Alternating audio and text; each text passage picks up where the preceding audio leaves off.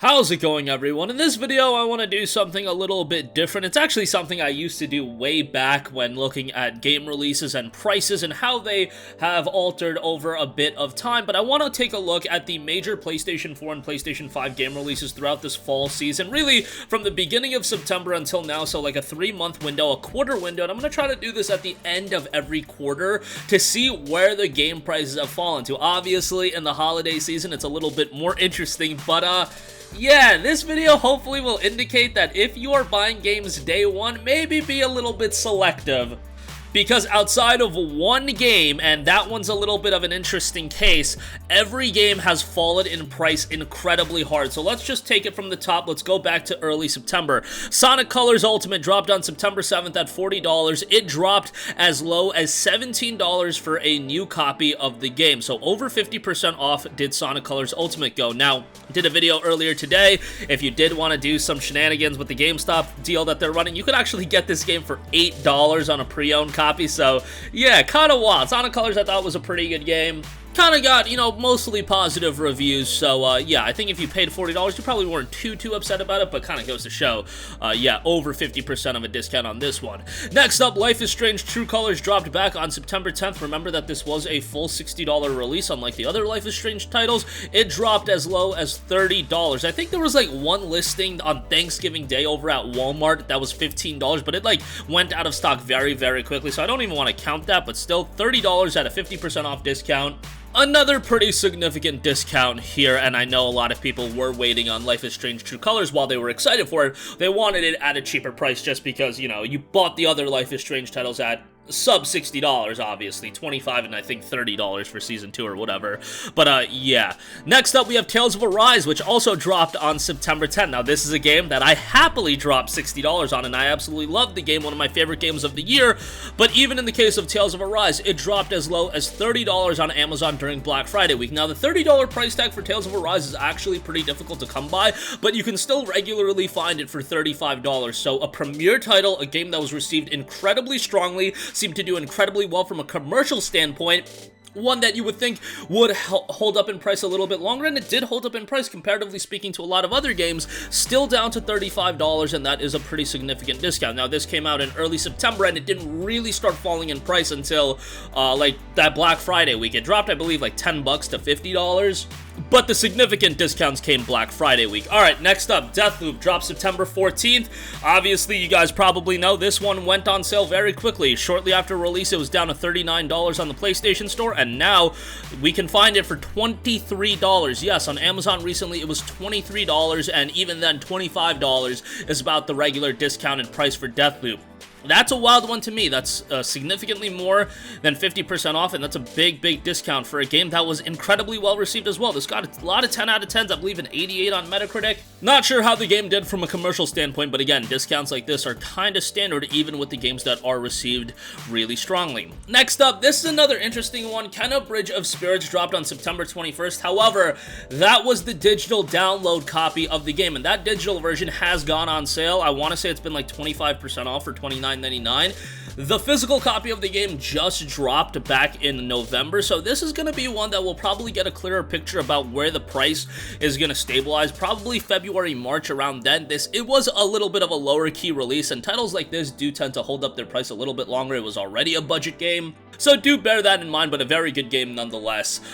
Yeah, and they released it at a pretty compelling price point from the get-go. Lost Judgment dropped back on September 24th. The Ryuga Gotoku Studio titles usually do hold up in price a little bit longer than other titles as well. This one went down to $29.99, so a flat 50% off discount. Still a very strong discount on Lost Judgment, a game that's packed with a lot of content. The Judgment release on PS5 also went on sale.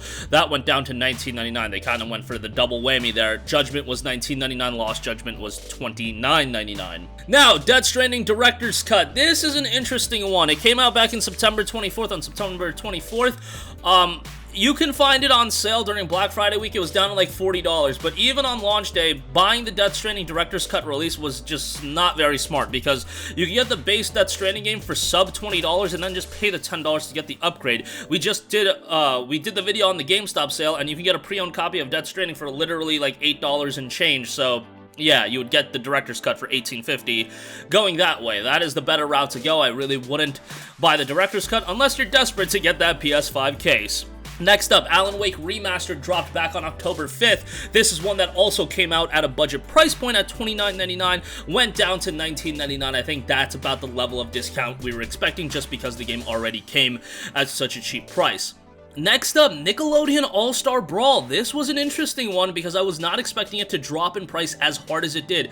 Came out back on October 5th and it released at $49.99. It went down as low as $20. Yes, it went down to 20 bucks, and then even now, I mean, that $20 price point maybe isn't as readily available now, but 25 to 30 bucks is around what you're paying for Nickelodeon All-Star Brawl, and for a little while, that $20 price point was readily available, and I think it's gonna, stabilize at that $20 price point not too long from now. So yeah, this one was one that, I had a lot of friends that were super excited for it. Unfortunately, a lot of people did have their criticisms with it, but hey, if you're paying 20 bucks and not 50, gonna be a little bit more palatable. Next up, Far Cry 6. I have spoken a lot about Ubisoft games dropping in price very quickly. Far Cry historically has been one of those Ubisoft titles that do hold up in price a little bit harder than the others.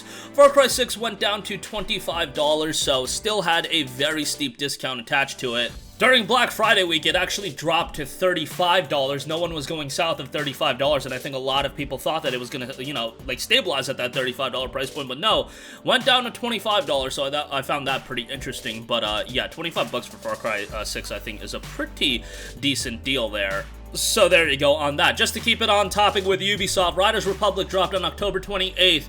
This one was interesting because it came out on October 28th, literally less than a month after its initial release. It was down to $25. This one was a little bit wild, just because I was expecting Riders Republic to go on sale fairly quickly. A new IP from Ubisoft, yeah, that has the makings of a discounted title pretty quickly, especially a multiplayer IP. Oh baby, yeah, we're talking a quick discount. Was expecting to hit $30. $25 was a little bit surprising to me, but hey, maybe it shouldn't have been that surprising to me. Next up, Back 4 Blood. This dropped on October 12th. This was obviously available through Xbox Game Pass as well, so I was just like, I remember when this game was coming out, I was like, alright, this is gonna hit the bargain bin pretty quickly.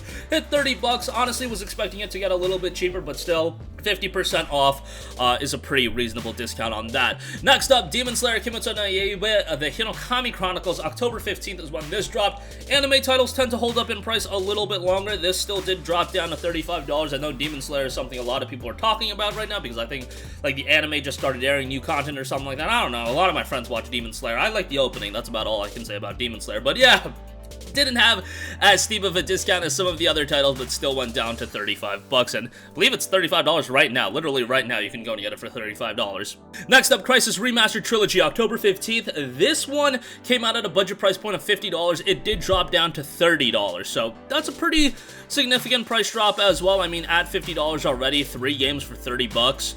I thought that was a pretty good deal, all things considered. I really enjoyed Crysis 2 as well. So yeah, there you go with that. Marvel's Guardians of the Galaxy, October 26th is when this one dropped. This is one that a lot of people considered one of their favorite games of the year. I definitely do consider that. Maybe not among the top 3, but I definitely enjoyed the game. Was a little bit surprised by how good it was. This went down to $25 less than a month after release, I want to say. Like Black Friday week, it was down to 25 bucks, which again, was expecting Guardians of the Galaxy to go on sale fairly quickly. Was expecting it to go down to 30. Really, I was thinking 35. 30 if we were lucky. No, it went down to 25, which I was just like, whoa, that was a big price drop very quickly. I think a lot of people did check it out because of that price drop, just because $25 was such a spicy price point, given that at that point when we were paying $25, the game had only been a month old. I paid $60 for it, so like, you can call me a loser. But yeah, I covered games on the channel, so I have an excuse. But if you were one of those people that were waiting a little bit, you really made out like a bandit with Marvel's Guardians of the Galaxy, so good on you with that. $25 for this one was like pretty wild, and it's actually like not a super short game, has a pretty good story. I know gameplay is something people slight on the game for, but I still thought it was pretty good all around. COD Vanguard, it went down, I believe, to 40 bucks. I wasn't following the price of COD Vanguard that hard, but it definitely did see a discount in it. Historically speaking, Call of Duty titles back in the day didn't go on sale often, so to see it even get a reasonable discount, that is something to take note of. Elder Scrolls V Skyrim Anniversary Edition, this was $50 on launch. Less than a month later, it was down to 30 bucks, so yeah, like, hopefully none of you guys paid $50 for Skyrim Anniversary Edition, because I thought that price was pretty egregious from the get-go.